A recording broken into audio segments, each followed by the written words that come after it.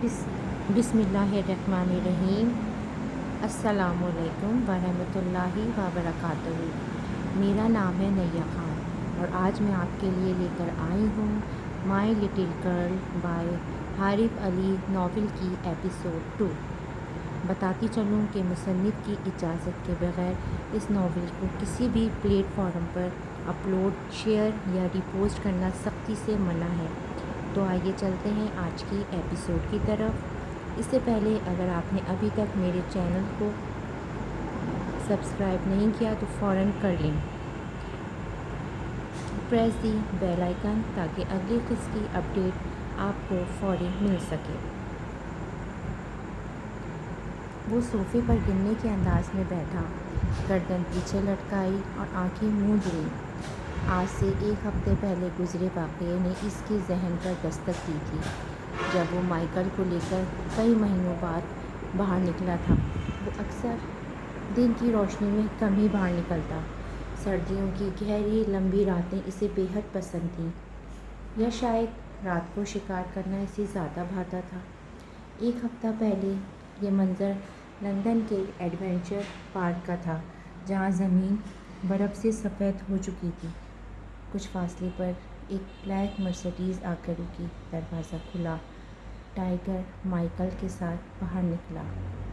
Black pant, black shirt اور اس پر لمبا کوٹ پہنے ہوئے تھا، بازو کہنیوں تک فولڈ کیے، چہرے پر بلیک ماسک، سر پر بلیک پی کیپ۔ وہ سر جھکائے مائیکل کے سر اور پشت سہلاتا آہستہ آہستہ آگے بڑھ رہا تھا۔ سردی کی شدت سے اس کی سفید انگلیاں سرخ پڑ چکی تھیں۔ چلتے چلتے وقفے وقفے سے وہ دونوں ہتھیلیاں بھی رگڑ رہا تھا۔ وہ قدم بقدم مائیکل کے ساتھ آگے بڑھ رہا تھا۔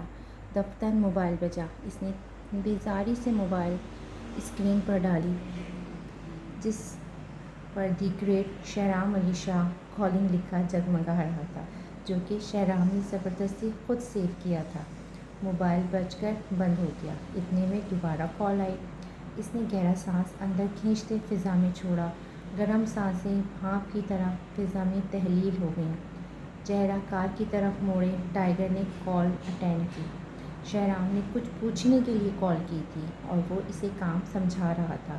مائیکل کی طرف اس کی پشت تھی۔ مسئلہ کوئی اہم تھا، شاید اس لیے اسے دیر لگ گئی۔ وہ عادتاً ہاتھوں کے اشاروں سے بات کرتا، شہرام کو ضروری ہدایت دے رہا تھا، اس بات سے بے خبر کہ مائیکل کافی آگے نکل چکا ہے۔ اچانک فضا میں ایک بلند چیخ گونجی۔ ٹائیگر نے کان سے موبائل ہٹائے، پیچھے مڑ کر دیکھا۔ مائیکل ایک لڑکی کا راستہ روکے کھڑا تھا۔ لڑکی کا چہرہ مائیکل کی طرف تھا اور ٹائیگر کی طرف پشت۔ کانپتے ہاتھ چہرے پر رکھے وہ خوفزدہ ہوتی لڑکی چھوٹے چھوٹے قدم پیچھے لے رہی تھی۔ ٹائیگر پلیز دیکھو، ہمیں مت کھانا۔ Oh God, what should I do? Anybody please help me. اس نے آہستہ آہستہ چہرہ پیچھے موڑا، آنکھیں بند کی اور بھاگ پڑی۔ بھاگتے بھاگتے وہ سامنے کھڑے ٹائیگر سے بری طرح ٹکرائی۔ اس سے پہلے وہ زمین پر گرتی، اس نے خود کو بچانے کے لیے ٹائیگر کے کالر کو دونوں ہاتھوں سے مضبوطی سے تھام لیا۔ یہ سب اتنا اچانک ہوا کہ ٹائیگر لڑکھڑا گیا، پر وہ گرنے سے پہلے سنبھل چکا تھا۔ البتہ وہ اس پر جھک گیا تھا۔ اس نے بے اختیار اپنی ہتھیلی اس آفت کی پڑیا کی کمر کے نیچے پھیلائی۔ یہ سب اتنا اچانک ہوا کہ وہ کچھ سمجھ نہ پایا۔ لڑکھڑاتے ہوئے وہ اس پر مزید جھک چکا تھا، جبکہ وہ اس کے سینے میں منہ چھپائے رونے میں مصروف ہو چکی تھی۔ اس نے دھیرے سے ٹائیگر کے کوٹ سے چہرہ نکالا اور اس کی آنکھوں میں دیکھا۔ ٹائیگر ایک لمحے کو جیسے منجمد ہو گیا، بالکل ساکن، بے حس حرکت۔ وہ سانس روکے بغیر پل جھپکائے یک ٹک اسے دیکھتا رہا تھا۔ اس کے دل کی دھڑکنیں اتھل پھتل ہو کر رہ گئی تھیں۔ سردی کے باوجود اس کے ماتھے پر پسینے کی بوندیں نمودار ہوئیں۔ وہ اسے خود سے دور کرنا چاہتا تھا، وہ کچھ کہنا چاہتا تھا، شاید چیخنا بھی، پر لفظ جیسے چھن گئے ہوں۔ خشک حلق میں کانٹے چبھنے لگے تھے۔ وہ لڑکی ایک لمحے میں اس کی دھڑکنوں کو بے ترتیب کر چکی تھی۔ ٹائیگر گرین ہیزل آنکھوں میں چمک لیے اس لڑکی کی طرف دیکھا۔ سرخ و سفید رنگت، گرے کرسٹل جیسی بڑی آنکھیں جن پر لمبی براؤن پلکوں کی جھالر تھی، गुलाब की पंखड़ी जैसे नर्म व बारीक लब, चेहरे पर बिखरे गोल्डन ब्राउन बाल जो इतने लंबे थे कि ज़मीन पर लग रहे थे। वो बेहद मासूम, नाजुक, सिर्फ और दिलकश लड़की उसे बेहद करीब थी, बहुत करीब। वो बिल्कुल मोम जैसी, वो बिल्कुल चश्मे नम की तरह, वो कांच की गुड़िया जैसी। उसे लगा कि वो अपनी नज़रों की तपिश से उसे तोड़ देगा।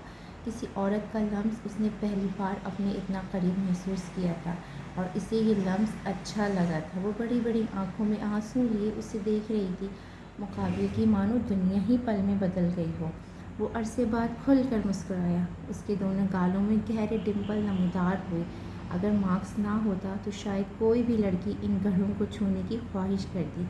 इसकी आंखों में आज बेतहाशा चमक थी। वो अभी भी ट्रांस की कैफियत में बगैर पलक झपकाए उसे देखे जा रहा था कि अचानक एक बारीक आवाज़ ने उसे होश की दुनिया में वापस ला पटका।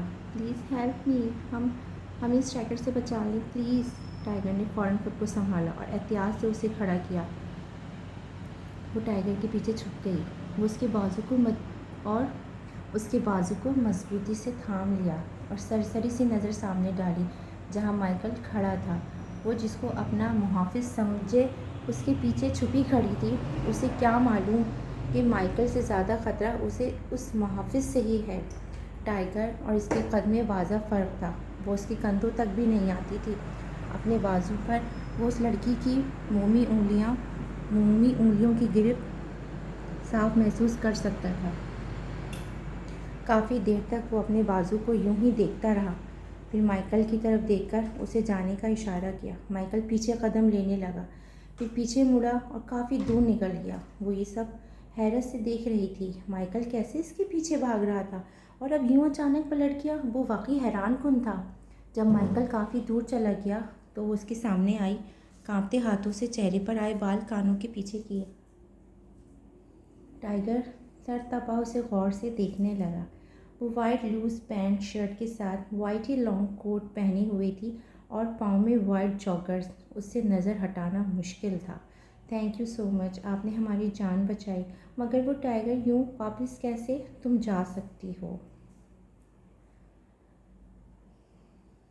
टाइगर ने उसकी बात काटकर अपना हुक्म सादिर किया और चेहरा दूसरी जानिब मोड़ लिया। सामने खड़ी लड़की को ये बात बहुत नागवार गुजरी थी। ग्रे क्रिस्टल आंखों में नमकीन पानी फौरी भर आया। वो ऐसे लहजे की आदी ना थी। बात सुने,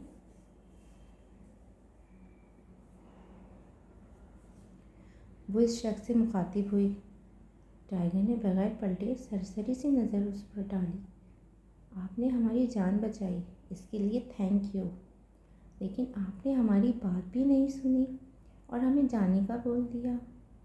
किसी की बात काटना बहुत बुरी बात होती है। माना कि आपने हमारी जान बचाई, लेकिन आपने हमारी बात काट दी। आप बहुत बुरे हैं और आप हमें बिल्कुल पसंद नहीं आए, समझे आप? वो कहकर रुकी नहीं, बल्कि वहाँ से चली गई। अलबत्ता टाइगर उसकी नम आंखें देख चुका था। उसके चेहरे पर गहरी मुस्कुराहट बिखरी थी।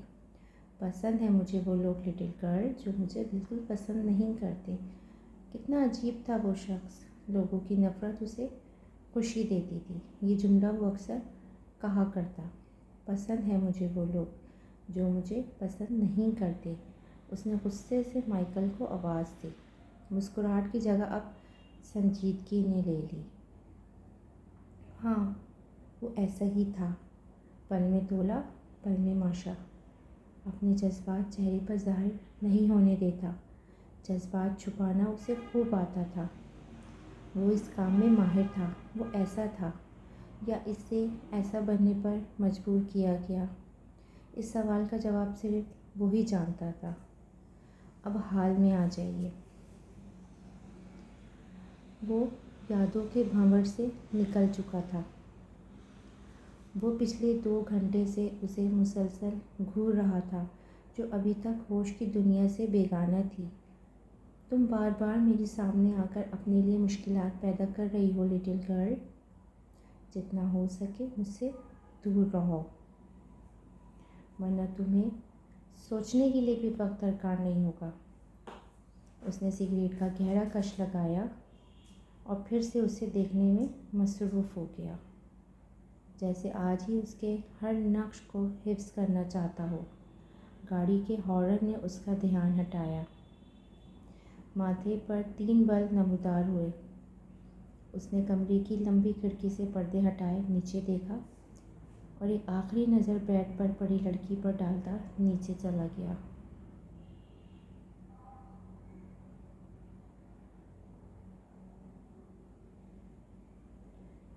وہ کسمسا رہی تھی۔